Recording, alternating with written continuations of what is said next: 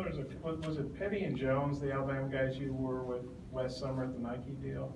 Yeah, it was John Petty, Herbert, and the guy that committed there too, like at the camp, 17-year-old, if I'm not mistaken. Yeah. How well did you get to know those guys, and have you stayed in touch at all? I just wonder what you thought about playing them after being with them last summer. I know him, a little bit. I don't know him that much. I mean, we talked a lot when we were at the camp. We had some jokes here, some jokes there. We laughed a lot. I mean, I was good friends with them up there at the camp. I mean, those guys, they like the game of basketball just like I do, and that's something that we have in common. So that's basically, that's part. You looking forward to playing against them? Yeah. It's gonna be real great competition with those guys. I mean, they're great players. They come in and take care of business like we come in and take care of business. So we just gotta come out and play ball. In your season, you've obviously had a lot of eyes on you, whether it's fans or NBA scouts. You've had a lot of attention from opposing teams. Just what's the season been like, based on your expectations, and then what the reality's been?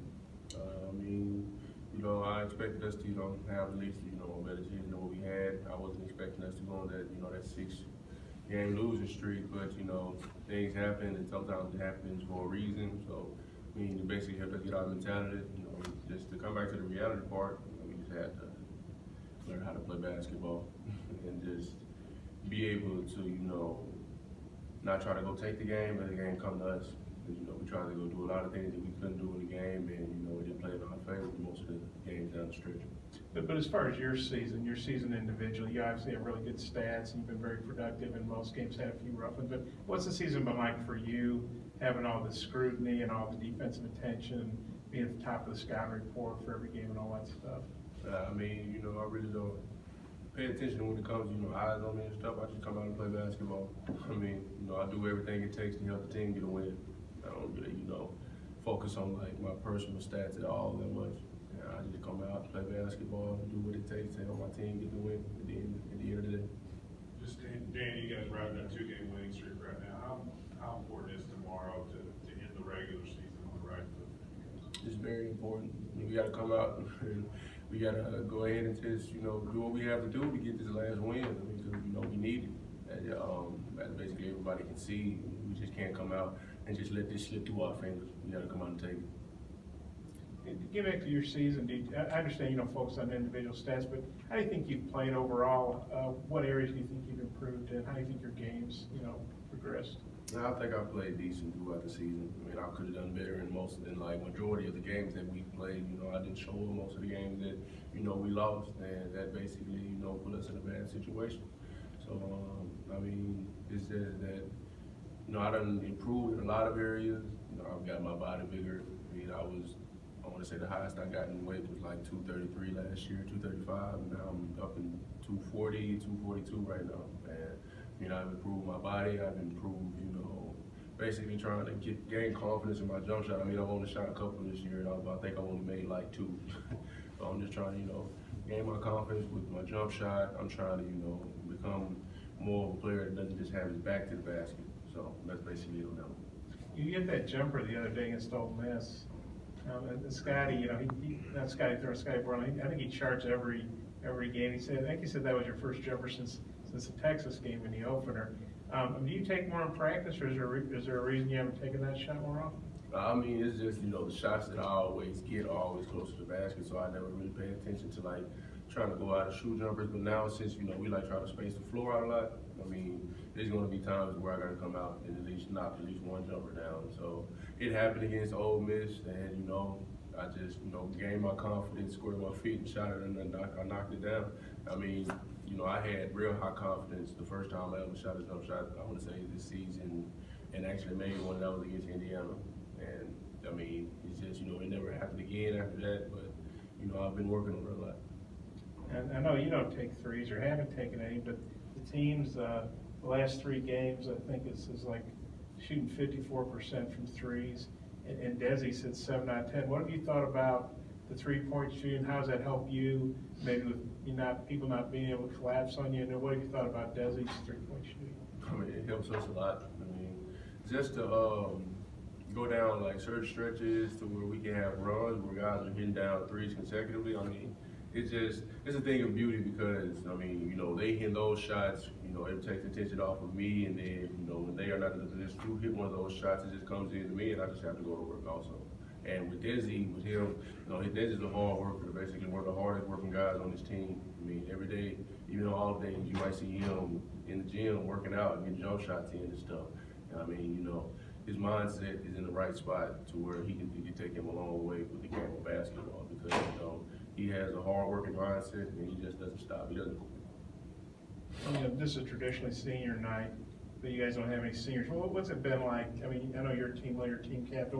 What's it been like not having any seniors? And is it kind of weird not having any seniors, you know, to have a pregame ceremony for?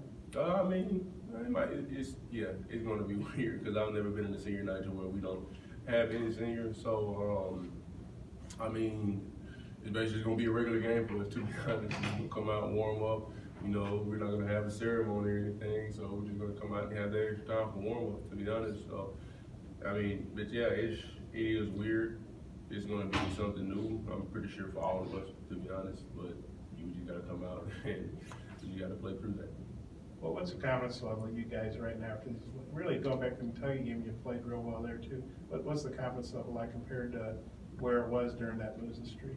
I mean, our confidence level is back to where it needs to be. You know, after we, you know, gave up a couple here at home, I mean, we had to get our confidence level back then, and we got our confidence back now. I mean, just coming off this 2-win streak, but the main thing we can't do is get too happy with the 2 wins that we have. We got to go further. We got to take it to another level.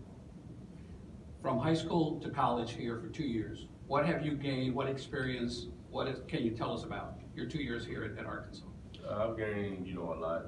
I mean, it's been, you know, a situation where it may seem like I'm not coachable, and I see that, and I have to fix that on my own. It's just, you know, it's a level of maturing that you have to do when it comes to being in college, because, you know, nobody's going to take it for granted, and you just have to come out. You have to say yes, sir, no, sir. You have to do everything, you know, the coach has said. You can't, you know, have a say so, and that just takes maturing, you know, being able to be coachable, because, you know, you can't have that going on, especially on a team like this with Coach Anderson. I guess I hadn't seen that from you, but you know we're way up high, so I might miss things. I mean, when you say you're not coachable, do you mean like in games maybe you don't do what they tell you to do, or in practice? Or I guess I've never heard you talk about that. You know, they think like when it comes to them telling me something, I try to, you know, say something afterwards, and they try to think I'm rationalizing and stuff, and it might just, you know, get to where like my temper flares or something, and I just got to, you know, keep control of that, because that's something, you know, as being a leader on this team, that's something I can't show to the young guys. I can't have them seeing that, oh, Daniel is doing this with the coach, then maybe I could do this. No. I mean, it's a level of, it's just, you know, a level of discipline you got to have when it comes to, you know, being a leader on the team also, too, because, you know, the coach is going to say what the coach say, whether he's right or wrong. So you just got to go by what he says. You just can't have anything to say about it. Just yes, sir, no, sir. Do you feel like you've progressed in that area? Yeah, I've progressed a lot. I mean, there's been times where, you know, I've said some things I should never said after the coach said what he said, and, you know, I regret that, because, you know, it takes me out of my game also. That's one, Jason. All great players are hard on themselves because that's how they become great.